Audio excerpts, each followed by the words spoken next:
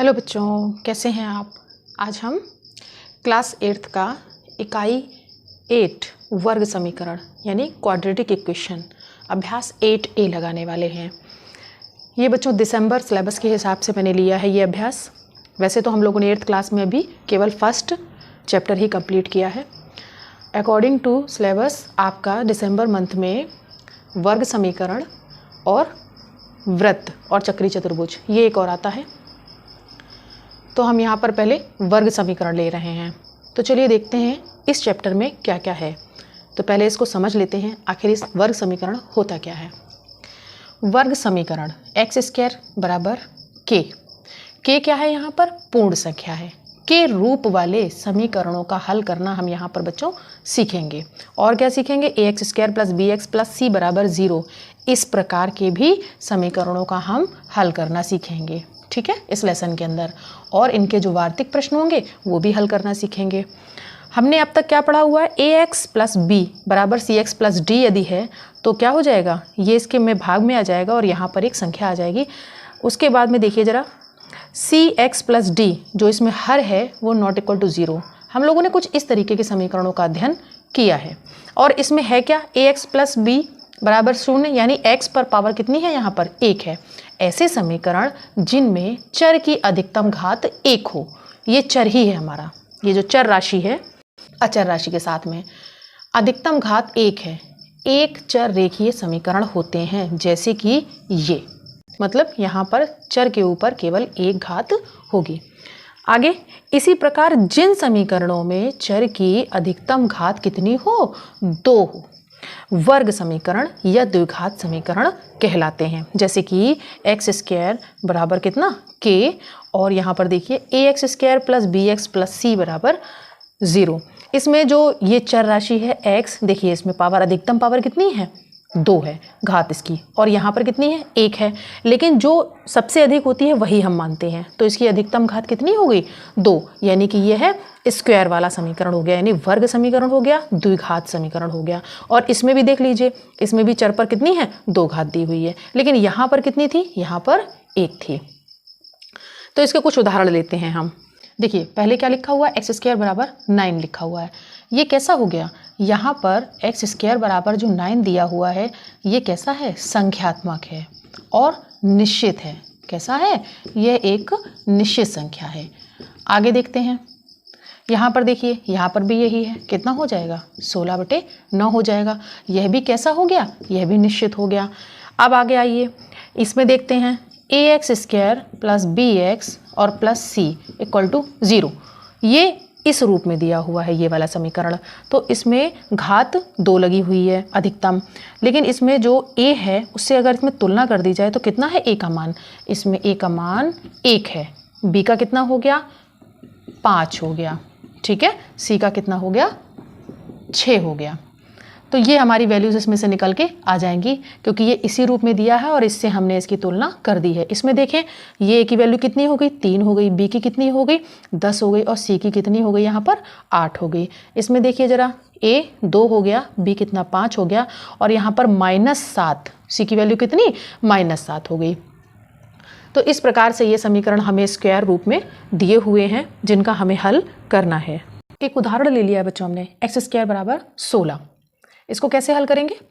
देखिए 16 को पहले हम देखते हैं किसका वर्ग है। जैसे कि 4 चौक 16 होता है, इसका मतलब ये है कि ये 4 का वर्ग है। इसको हम कैसे लिख सकते हैं? एक्स स्क्वायर माइनस का 16 बराबर 0 ऐसे करके लिख सकते हैं। और उसके बाद में क्या कर सकते हैं? 4 का स्क्वायर करके इसे लिख सकते हैं। देखिए ज़रा, ये ए स्क्वायर और माइनस का बी स्क्वायर फॉर्म बन गया। तो इसे हम कैसे लिख सकते हैं? एक बार इसे हम प्लस में लिख सकते हैं और एक बार इसे हम माइनस में लिख सकते हैं, ठीक है। अब इनको हम एक बारी बारी करके 0 के बराबर करते हैं। तो देखिएगा x + 4 बराबर 0 है, तो x बराबर कितना हो जाएगा? -4। एक वैल्यू ये आ गई। उसके बाद देखिए x - 4 बराबर यदि हम 0 कर दें तो यहाँ पर x बराबर 4, यानी एक बार नेगेटिव और एक बार पॉजिटिव, 2 तरीके के उत्तर हमें स्क्वायर में मिलते हैं, ठीक है। एक उदाहरण और लिया है, 4x² = 9। देखिए इसको कैसे लिख सकते हैं? x² = 9/4, या आप 4 का भाग दे दें दोनों तरफ, तब भी आपको ये रूप मिल जाएगा। मैंने क्या किया है, इसको इधर भाग दे दिया है। देखिए ज़रा इसका कितना हो जाएगा, अगर इसको मैं यहाँ से हटा दूँ तो कितना 9/4, ठीक है 9/4 हो गया ये, लेकिन कैसा, प्लस माइनस।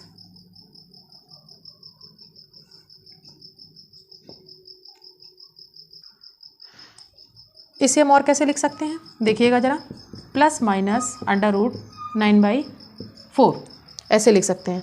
और अगर x का मान हमें निकालना है तो कितना निकल के आएगा, प्लस माइनस, देखो 3 त्रिका 9 और 2 दूनी 4, यानी कि 3/2। तो एक वैल्यू हो जाएगी इसकी प्लस की 3/2 और एक वैल्यू हो जाएगी इसकी माइनस का 3/2।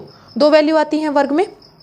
उसके बाद अगर हम इनका सत्यापन करना चाहते हैं, देखना चाहते हैं कि ये वैल्यूज़ इस समीकरण को संतुष्ट करती है या नहीं, तो क्या कर सकते हैं, ये जो x² बराबर 9/4 आया है इसमें मान रख देते हैं। तो देखिए पहले 3/2, तो 3/2 गुणे 3/2 कितना हो जाएगा, क्या ये बराबर होगा, तो 3 त्रिका 9, 2 दूनी 4, ये देखिए ये इसके बराबर हो गया है, यानी कि ये तो ठीक है। उसके बाद माइनस वाला देख लेते हैं, माइनस का 3/2 गुणे माइनस का 3/2 और उसके बाद कितना 9/4, तो माइनस माइनस प्लस हो जाएगा और ये इसके बराबर आ जाएगा, ठीक है। यानी कि दोनों ही वैल्यूज़ के लिए ठीक है। लेकिन इनके जो निरपेक्ष मान आएंगे वो कैसे आएंगे, इनके निरपेक्ष मान अगर हम निकालेंगे तो वो दोनों ही धनात्मक आ जाएंगे, ठीक है। निरपेक्ष मान कैसे आ जाते हैं, इनके धनात्मक आ जाते हैं। आप निकाल के देख लीजिए, ये आपको हमने सिखाया भी है, निरपेक्ष मान जब भी निकालेंगे तो क्या हो जाते हैं, माइनस वाला भी आपका धनात्मक वैल्यू में ही आता है। तो चलिए लगाते हैं बच्चों इसके अभ्यास के सवाल। क्या दिया हुआ है, निम्न वर्ग समीकरणों को हल कीजिए और उत्तर की जांच कीजिए। तो पहला क्वेश्चन इसके अंदर क्या है, x² माइनस का 49 बराबर 0। देखिए जरा इसको कैसे लिख सकते हैं, x², ये माइनस का 49 है, इसको उधर ले जाएंगे यानी पक्षांतर कर देंगे तो कितना हो जाएगा, ये उधर चला जाएगा और प्लस का 49 हो जाएगा। उसके बाद देखिए ये जो स्क्वायर है इसको हम हटा रहे हैं और इसको इधर की तरफ क्या कर दें, हम रूट लगा दें अगर, ठीक है, इसकी रूट लगा दें तो कितनी वैल्यू आ जाएगी x की, प्लस माइनस 7 होता है, ठीक है, तो 7 आ जाएगा। तो x की दो वैल्यू आ गई, कौन कौन सी, x की वैल्यू आ गई एक तो +7 और दूसरी आ गई -7। अब अगर हमें उत्तर की जांच करनी है तो हमें क्या करना होगा, इसके बाएं पक्ष में हम मान रख देते हैं और पता चल जाएगा अगर दायां पक्ष हमें मिल जाता है। तो जरा LHS में वैल्यू रखते हैं, LHS बराबर कितना है, x² माइनस का कितना 49। तो देखिएगा जरा पहले 7 रखते हैं, स्क्वायर 49, तो देखिएगा 7 49 माइनस का 49, यानी कि ये हो गया 0। हमें यहाँ पर देखिए क्या मिल गया, RHS मिल चुका है, ये वाली वैल्यू मिल गई है। उसी तरीके से एक बार और करते हैं जिसमें हम -7 रखते हैं, एक बार -7 रख के देख लेते हैं, ठीक है, तो इससे भी पता चल जाएगा। जब -7 और -7 का हम गुणा करेंगे तो कितना हो जाएगा, ये हो जाएगा प्लस का 49, ठीक है। तो यहाँ पर 49 हो जाएगा, बीच में माइनस दिया हुआ है, ये 49 और ये दोनों कैसे हो जाएंगे, 0, यानी यहाँ पर भी हमें RHS मिल जाता है। कैसा है, हमारा उत्तर बिल्कुल सही है। तो ये था बच्चों आपका क्वेश्चन नंबर 1।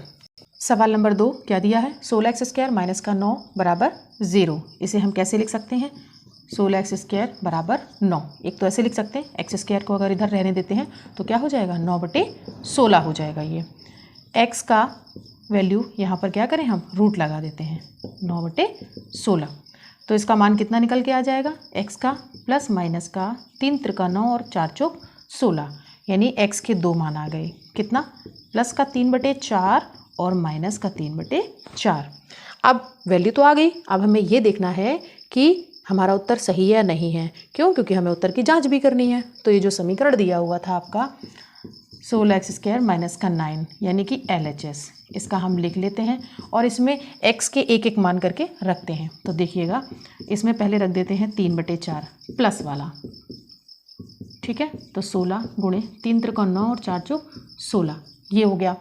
तो इसमें कितना, ये देखिए कट गया, कितना बचता है आपका 9 माइनस का 9, यानी कि 0। ये देखिए 0 इसका वैल्यू RHS आ जाता है आपका। अब इसमें एक बार फिर रख देते हैं क्या, माइनस का 3/4।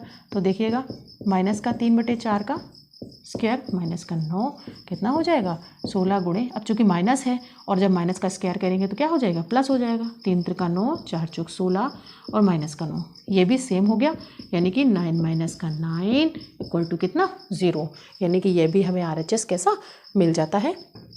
इसका मतलब हमारा उत्तर कैसा है, सही है। तो ये आपका second question. Question number 3, ax square minus का b बराबर 0। ए बी क्या है, धन पूर्णांक है, ठीक है। तो इसको कैसे लिख सकते हैं, ax स्क्वायर बराबर b, एक्स स्क्वायर बराबर कितना हो जाएगा b बटे a, और x का अगर लिखना होगा तो हम कैसे लिखेंगे, इधर की तरफ हम क्या करेंगे, इसका स्क्वायर का रूट लगा देंगे। जैसे इधर से स्क्वायर हटाते हैं और इधर क्या करते हैं, रूट हम लगा देते हैं। x की 2 वैल्यू आ जाती हैं, x इक्वल टू प्लस का रूट b अपॉन a और एक बार आ जाएगा माइनस का b अपॉन a, ठीक है। अब इनके हम आंसर की जांच कर लेते हैं। तो देखिएगा LHS बराबर कितना ax स्क्वायर माइनस का b, तो a एक बार रख देते हैं हम प्लस का रूट b अपॉन a का स्क्वायर माइनस का b, तो a इंटू देखिए रूट हटेगा तो स्क्वायर भी हटेगा, तो कितना बचेगा b अपॉन a माइनस का b, a से a कैंसिल हो जाएगा तो b माइनस का b इक्वल टू 0। ये देखिए आपका RHS आ गया, यानी कि प्लस की वैल्यू के लिए तो ठीक है। चलिए माइनस वाला भी रख के देख लेते हैं इसी में, तो कितना हो जाएगा a इंटू माइनस का रूट b अपॉन a का स्क्वायर और माइनस का b, तो ये कितना हो जाएगा a इंटू देखिए माइनस का माइनस स्क्वायर करेंगे प्लस हो जाएगा और स्क्वायर से रूट हट जाएगा, तो कितना b अपॉन a माइनस का b, ये भी कट जाएगा आपका, और ये b माइनस का b बराबर 0, यानी कि इसके लिए भी आपकी वैल्यू आ जाती है, RHS आपको मिल जाता है। ये बच्चों आपका थर्ड क्वेश्चन कंप्लीट हो गया। नेक्स्ट फोर्थ क्वेश्चन क्या दिया हुआ है, 4 बटे 9 एक्स स्क्वायर इक्वल टू 1। देखिए ज़रा इसको कैसे लिख सकते हैं हम, एक्स स्क्वायर इक्वल टू यहाँ पर अगर 9 उधर चला जाएगा, क्रॉस मल्टीप्लाई कर दें अगर हम तो कितना हो जाएगा 9/4 ये आ जाएगा, और उसके बाद x लिखते हैं तो कितना प्लस माइनस का अंडर रूट 9/4, तो x की 2 वैल्यू आ जाएंगी प्लस माइनस, देखिए 3 त्रिका 9 और 2 दूनी 4, तो क्या आ गया प्लस का 3/2 और दूसरा माइनस का 3/2, 2 वैल्यू आ चुकी हैं, इसमें रख देते हैं। देखिए LHS कितना है 4/9 एक्स स्क्वायर, 1 आ जाएगा अगर हमारा RHS आ जाएगा तो ठीक है। तो पहले क्या करते हैं हम 3/2 रखते हैं प्लस का और उसके बाद माइनस का रखेंगे, तो 3 त्रिका 9 2 दूनी 4, देखिए 9 से 9 चला गया और 4 से 4 चला गया, कितना बचा हमारा 1, RHS हमारा मिल जाता है यहाँ पर।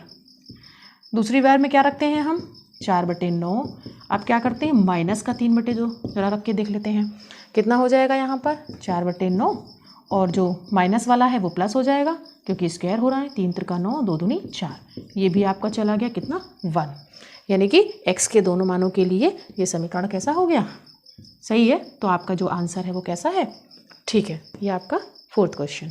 अगला है 5 नंबर, क्या दिया है 64 पी स्क्वायर बराबर 25 दिया हुआ है हमें, तो इसे हम कैसे लिख सकते हैं, देखिएगा पी स्क्वायर बराबर 25/64। हम क्या करते हैं जो हमें वर्ग वाली चर राशि दी हुई है उसका हम पहले वैल्यू निकालते हैं, ठीक है।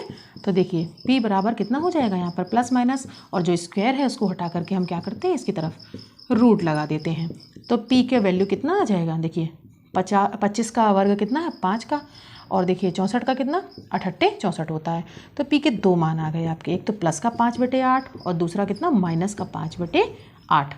अच्छा, इन दोनों वैल्यूज़ के लिए देखते हैं इनकी आंसर हमारे सही है या नहीं है, तो पहले क्या करते हैं इसमें मान रखते हैं, LHS कितना है 64 पी स्क्वायर है हमारा, तो देखिएगा 64 p का मान 5/8 रख देते हैं एक बार, प्लस का कितना हो जाएगा 5 25 68 64, ये यहाँ पर इंटू आएगा, ये देखिए ये दोनों तो कितना 25, यानी कि हमारा RHS क्या है हमको मिल जाता है।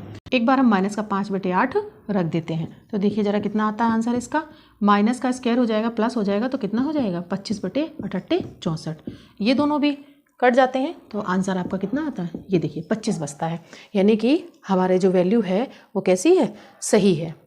क्वेश्चन नंबर 6, इसमें क्या दिया है 5/² इक्वल टू 20। तो पहले क्या करें हम चर राशि y का तो मान निकाल लें, तो देखिए ज़रा 20 बटे कितना हो जाएगा 5, इसका हम भाग देंगे तो कितना 5 चौक 20 4, अब y के लिए प्लस माइनस करेंगे और अगर इस पर रूट लगा देंगे तो कितने आ जाएंगे y की वैल्यू, 2 दूनी कितना होता है 4। तो देखिए y के 2 मान आ गए, एक का +2 और एक आ गया आपका -2। उत्तर की जांच करनी है तो हम क्या करें, इसका एक एक मान को उठा करके हम यहाँ रख देते हैं LHS में। हमें अगर RHS मिल जाता है तो हमारा उत्तर सही होता है। तो देखिएगा LHS बराबर 5/² दिया है हमें, तो 5 गुणे कितना, एक बार 2 रख देते हैं, ठीक है, तो कितना हो जाएगा 2 दूनी 4 यानी कि 5 चौक 20। ये आ गया हमारा RHS हमारा आ चुका है। उसके बाद में एक बार रख देते हैं हम माइनस। ये बच्चों बहुत आसान सवाल है, इसमें केवल आपको चर राशि का मान निकालना है और उसके बाद क्या करना है, आपको सत्यता की जांच करनी है, उत्तर की जांच करनी है। तो हम क्या करते हैं, जो मान हमारे निकलते हैं उन्हीं को उठा करके हम बारी बारी से LHS में रख देते हैं और अगर हमें समीकरण का RHS मिल जाता है तो इसका मतलब है कि हमारा उत्तर सही होता है। तो ये देखिए -2 रखा और इस जगह भी हमारा 20 आ चुका है RHS। तो ये आपका क्वेश्चन नंबर 6 कंप्लीट हो गया बच्चों। अब इसके आगे के क्वेश्चन, ठीक है, लेकर के 16 नंबर के प्रश्न हम नेक्स्ट वीडियो में लगाएंगे। तब तक आप इन्हें समझिए और इन सवालों को लगाइए। अगर आपको कोई दिक्कत होती है तो कमेंट में आप पूछ सकते हैं। तब तक के लिए वीडियो को शेयर करिए, चैनल को सब्सक्राइब करवाते रहिए और सीखते रहिए गणित मेरे साथ।